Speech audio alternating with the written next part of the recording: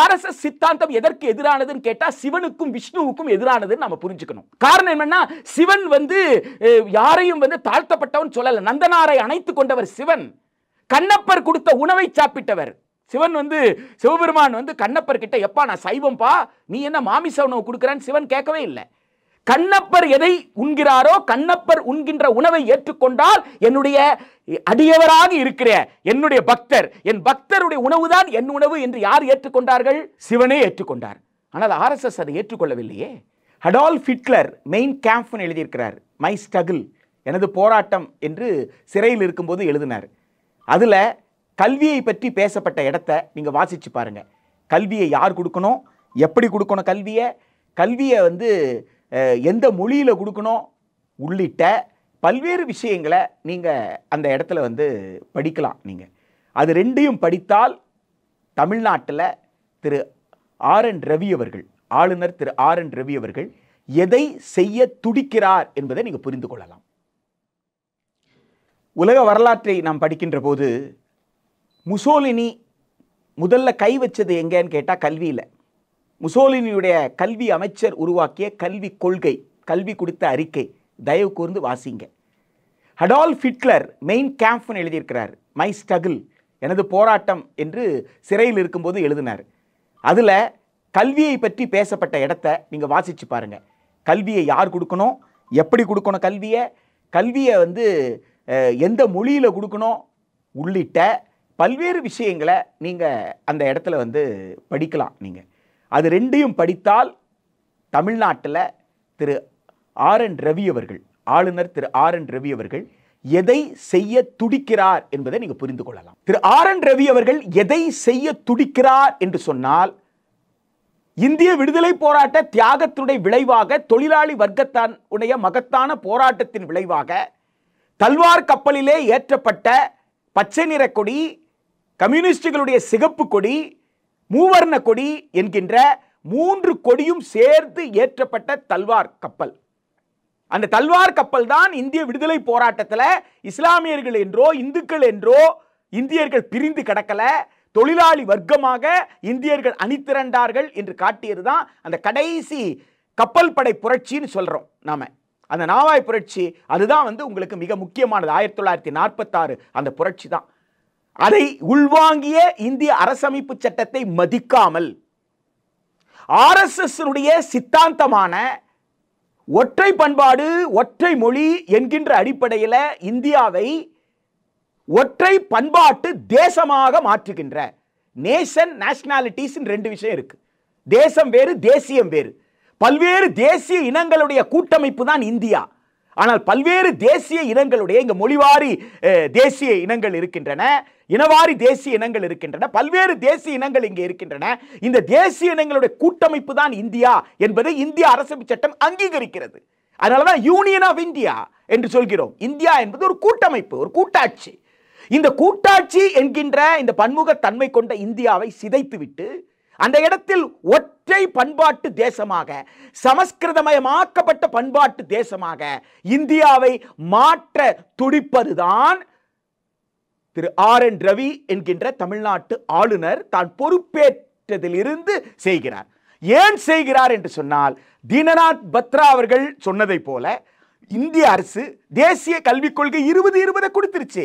அது ஒரு மிகப்பெரிய ஆயுதம். அது ஒற்றை பண்பாட்டு தேசத்தை கட்டமைப்பதற்கான ஆயுதம். அதற்கு சரியான களம் எதுன்னு கேட்டா பல்கலைக்கழகங்கள் என்று அவர் குறிவைக்கிறார். அதனாலதான் அவர் என்ன செய்யறாரு, பல்கலைக்கழக பேராசிரியர்களை, பல்கலைக்கழக துணைவேந்தர்களை அடிக்கடி கூப்பிட்டு பேசுறார். ஆனா என்ன பேச மாட்டேன்றாருன்னா, சென்னை பல்கலைக்கழகத்தில் இத்தனை ஆசிரியர்கள் இருக்கணும், நிரந்தர ஆசிரியர்கள் இருக்கணும். ஒன்னு மாநில அரசு போட போகுதா, இல்ல ஒன்றிய அரசு கிட்ட சொல்லி ஒன்றிய அரசு ஆசிரியர் நியமிக்கலாமா, பர்மனன்ட் டீச்சர் போஸ்ட் யூஜிசி ஸ்கேல்ல டீச்சர் போஸ்ட் நீ போடு என்று ஆளுநர் பேச மறுக்கிறார். காரணம் என்னன்னா, டீச்சர் போட்டா ஸ்டூடெண்ட் படிச்சிருவாங்க. ஸ்டூடெண்ட் படிக்கிறத ஆளுநர் விரும்பல. ஸ்டூடெண்ட் படிக்கிறத மட்டும் ஆளுநர் விரும்பலன்றது கிடையாது. திரு ஆர்.என். ரவி அவர்கள் படித்த மாணவர்கள் உரிய காலத்தில் பட்டம் பெறுவதை கூட விரும்பல.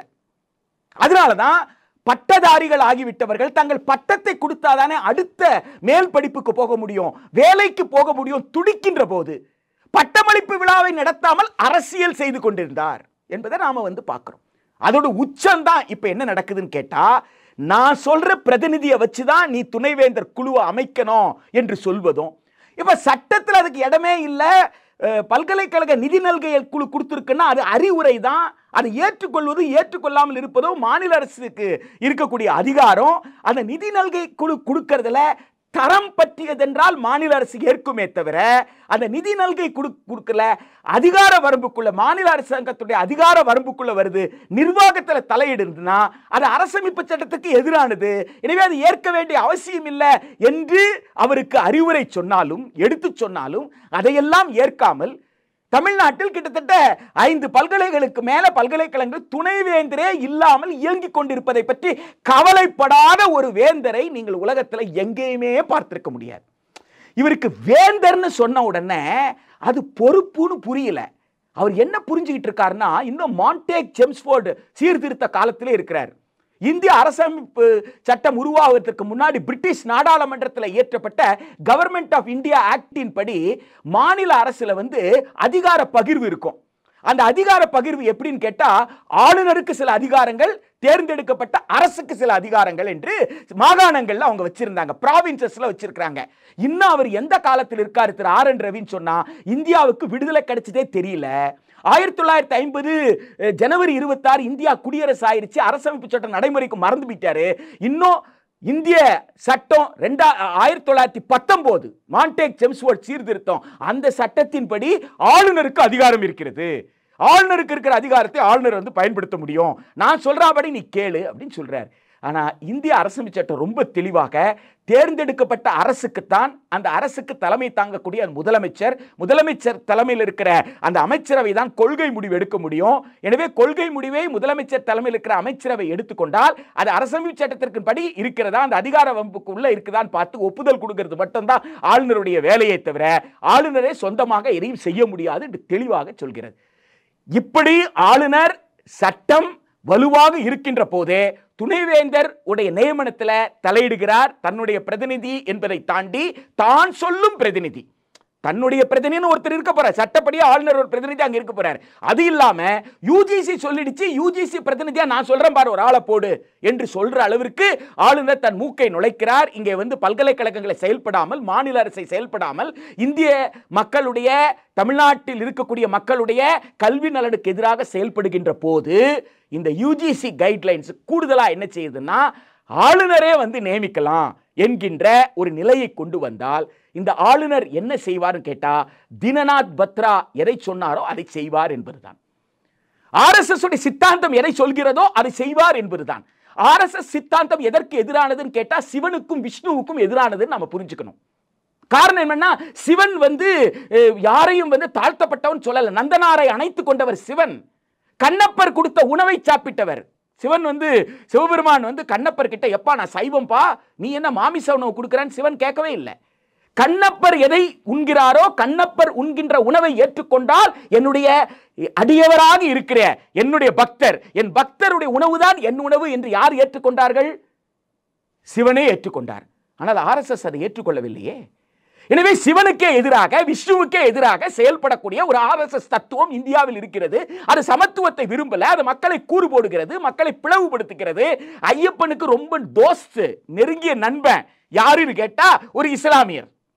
ஒரு இஸ்லாமியரை அவரை போய் பார்க்காம, அவங்க அங்க ஒரு துள்ளல் போடாம யாரை போய் பார்க்க மாட்டாங்க, ஐயப்பனை போய் பார்க்க முடியாது. அதுதான் ஐயப்ப பக்தர்கள் எல்லாருக்குமே தெரியும். அப்ப இதுதான் இந்தியா, இதுதான் பண்பாடு. இந்த பண்பாட்டிற்கு நேர் எதிராக மக்களை பிளவுபடுத்தக்கூடிய, மத ரீதியாக பிரிக்கக்கூடிய, ஜாதிய ஒடுக்குமுறையில மக்களை வைத்துக்கொண்டு இங்கே பன்னாட்டு நிறுவனங்கள் உழைப்பை சுரண்டுகின்ற போது, உழைப்பு சுரண்டலுக்கு எதிராக கண்ணியமிக்க வாழ்க்கைக்காக ஒரு போராட்டத்தை நடத்துவதற்கு பதிலாக மத ரீதியாக மக்கள் மோதிக்கொண்டிருந்தால் நாங்கள் ஆட்சி செய்வது நல்லது என்று எப்படி பிரிட்டிஷ்காரர்கள் நினைத்தார்களோ, அதே போல் மத ரீதியாக இங்கே மோதல் இருந்தால் பன்னாட்டு பல்கலைக்கழகங்கள் இங்கே செழிக்க முடியும். நிதி மூலதனத்திற்கு உண்டான லாபத்தை நான் திரட்டி கொடுக்க முடியும் என்று பன்னாட்டு நிதி மூலதனத்துக்கு சேவை செய்யக்கூடிய வகையில இங்கே மக்களை பிளவுபடுத்துகிற பணியைத்தான் திரு ஆர் என் ரவி போன்ற ஆளுநர்கள் செய்வார்கள். எனவே ஆளுநரிடம் அத்தகைய அதிகாரங்கள் கிடையவே கிடையாது. Mister governor, you are a chancellor by virtue of your office. நீங்க ஆளுநராக இருப்பதனால் நீங்கள் வேந்தர். வேந்தர் என்பது பொறுப்பே தவிர வேந்தர் என்றால் மன்னர் அல்ல. நான் ஆணையிட்டால்லாம் சொல்ல முடியாது. இங்க ஆணையிடுவதற்கு ஒரே தகுதி அரசமைப்பு சட்டத்துக்கு மட்டும்தான் உண்டு. அரசமைப்பு சட்டத்துக்கு உட்பட்டவர் நீங்கள். எனவே அந்த ஆளுநரிடம் யுஜிசி கொடுக்கக்கூடிய இந்த அதிகாரம் என்பது நிச்சயமாக மக்களுடைய நலனுக்கு உகந்ததல்ல, மாநில அரசினுடைய அதிகாரத்தை பறிக்கின்ற செயல்.